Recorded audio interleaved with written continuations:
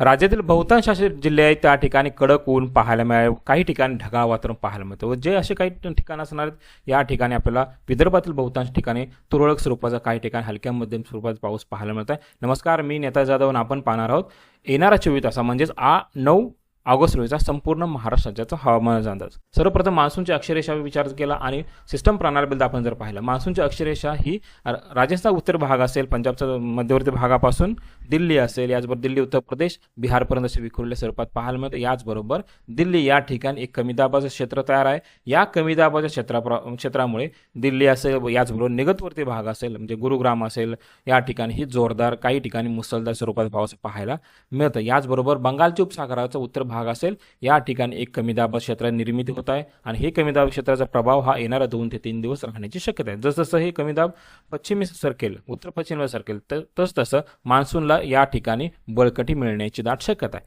मात्र या कमी दाबाचा राज्याला फारसा काही परिणाम आपल्याला पाहायला मिळणार नाही. जो काही पाऊस पाहायला मिळतो फक्त विदर्भाचा जो अतिपूर्व भाग असेल, भंडारा, गोंदिया, गडचिरोली, नागपूरचा काय भाग असेल, या ठिकाणी पाऊस पाहिजे. मात्र पश्चिम महाराष्ट्र असेल, कोकण असेल, याचबरोबर मराठवाडा असेल, खानदेश असेल, या भागामध्ये सध्या तरी पाऊस आपल्याला पाहायला मिळणार नाही. जो काही पाऊस पाहायला मिळेल तो एकदम घाट माथ्यावरील तुरळक स्वरूपाचाच पाऊस पाहायला मिळण्याची दाट शक्यता आहे. याचबरोबर वाऱ्याची दिशा आपण जर पाहिलं, राजस्थानचा बहुतांश भाग आपल्या कोरडे वारे पाहायला मिळतात. हे कोरडे वारे येणाऱ्या 24 तासामध्ये अजून तीव्र होण्याची ही दाट शक्यता आहे. हे कोरडे वारे गुजरातचा उत्तर भाग असेल, कच्छ असेल, अहमदाबादपर्यंत पोहोचले आणि या वाऱ्यामुळे राज्याचा जो उत्तर भाग असेल या ठिकाणी आपल्याला ढगांची निर्मिती कमी झालेली पाहायला मिळतं. तसेच बंगालचं उपसागरामधून जे काय वारं आहे ते बंगालच्या उपसागरानं वारं चीनच्या समुद्रामध्ये सातत्याने प्रवास करत असलेलं पाहायला मिळतं. यामुळे मान्सूनला बळकटी मिळण्यास अडचण निर्माण झालेली आहे. तसेच चीनच्या समुद्रामध्ये जवळपास एका पाठोपाठ एक 3 सायक्लोनिक स्टोम तयार झालेत. एक सायक्लोनिक स्टोम सध्या तैवानचा उत्तर भाग असेल या ठिकाणी आहे. हा सायक्लोनिक स्टोम ज्याला हिट करेल त्याच्यानंतर दुसरा सायक्लोनिक स्टोम त्या ठिकाणी डेव्हलप होण्याची दाट शक्यता आहे. त्यामुळे राज्याचा या महिन्यामध्ये पावसाचं प्रमाण हे काही अंशी कमीच राहण्याची शक्यता आहे. येणारे 10 ते 12 दिवस बंगालच्या उपसागरामधून वारं जे आहे ते याच चिनी समुद्रामध्ये जाण्याची दाट शक्यता. याचबरोबर सध्याचे लेटेस्ट सॅटेलाइट इमेजनुसार जर पाहिलं आणि आज रात्री राज्याचा पावसाचा अंदाज जर पाहिला, सर्वप्रथम विदर्भाकडून पाहिलं, विदर्भातील चंद्रपूरचा भद्रावती असेल, वरोरा, याचबरोबर राजुरा, गोडपिंपरी या ठिकाणी हलक्या मध्यम स्वरूपात पाऊस पाहायला मिळतोय. शिंदेवाडी असेल, याचबरोबर ब्रह्मपुरी, नागपीठ हलक्या स्वरूपात पाऊस पाहायला मिळतोय. इटापल्ली, अहेरी, चारमोसा हलक्या मध्यम स्वरूपात पाऊस पाहायला मिळते. धानोरा, कुरखेडा हलक्या मध्यम स्वरूपात पाऊस पाहायला मिळते. काही ठिकाणी लाईटिंग थंडसमी पाहायला मिळते.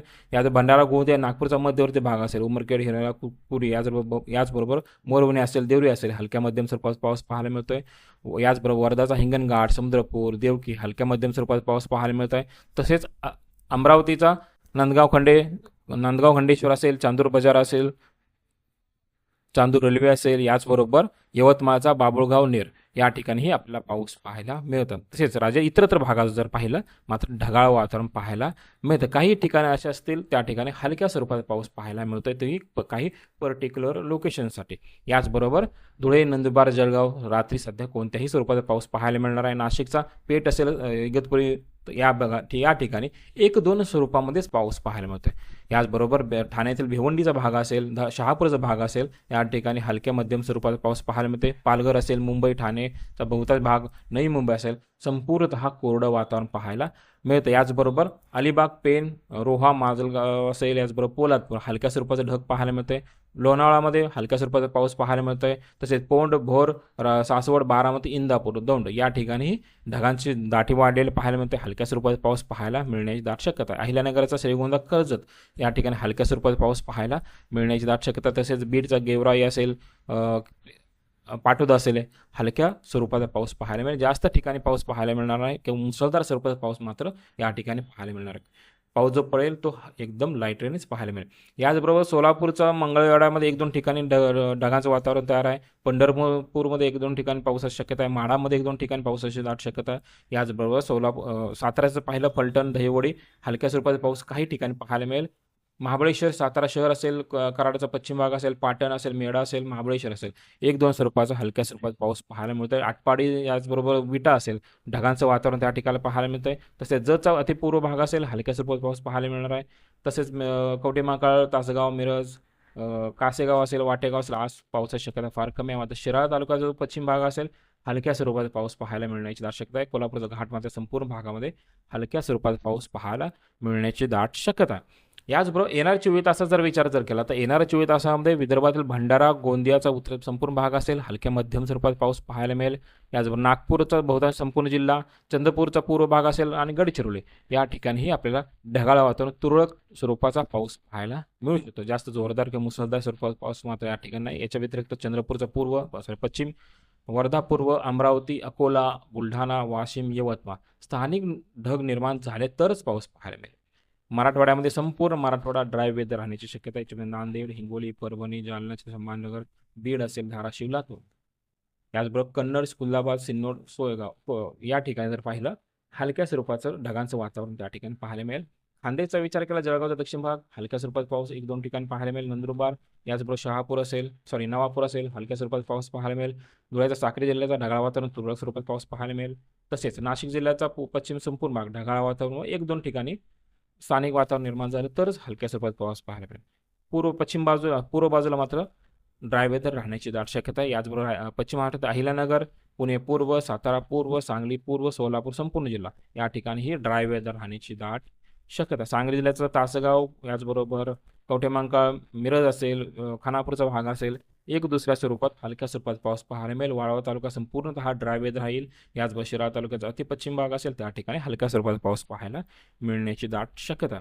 याचबरोबर साताराचा पश्चिम भाग, महाबळेश्वर असेल, पुणे, लोणावळा, खंडाळा, सोलापूर, पुण्याचा जो पश्चिम भाग असेल आणि कोल्हापूरचा घाटमाथ्याचा भाग हलक्या स्वरूपाचा पाऊस काही ठिकाणी पाहायला मिळेल.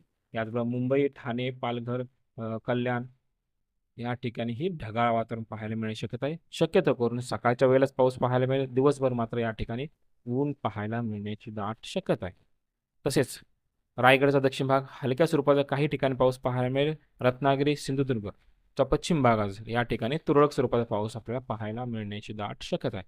तसेच IMDच्या म्हणजे भारतीय हवामान अंदाजानुसार जर पाहिलं तर येणाऱ्या 24 तासासाठी छत्रपती संभाजीनगर असेल, जळगाव असेल, जालना, बीड, लातूर, धाराशिव, अहिल्यानगर असेल, याचबरोबर नाशिकचा पश्चिम या ठिकाणी लाईटनिंग थंडरचा येलो अलर्ट देण्यात आला आहे. याच्या व्यतिरिक्त नागपूर आणि भंडारा व गोंदियाचा भाग असेल या ठिकाणी लाईटनिंग थंडरचा येलो अलर्ट जारी करण्यात आला. याच्या व्यतिरिक्त जर पाहिलं तर हिंगोली, परभणी, नांदेड, सोलापूर, सांगली, सातारा पूर्व असेल, पुणे पूर्व, ठाणे आणि पालघर,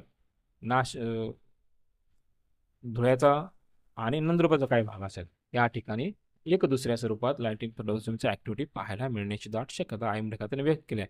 तर हे होतं येणाऱ्या 24 तासात राज्याचं हवामान अपडेट. जर आता आपण हवामान अपडेट या YouTube चॅनल सबस्क्राईब जर केलं नसेल तर कृपया सबस्क्राईब करा, बेल आयकॉन करा. धन्यवाद.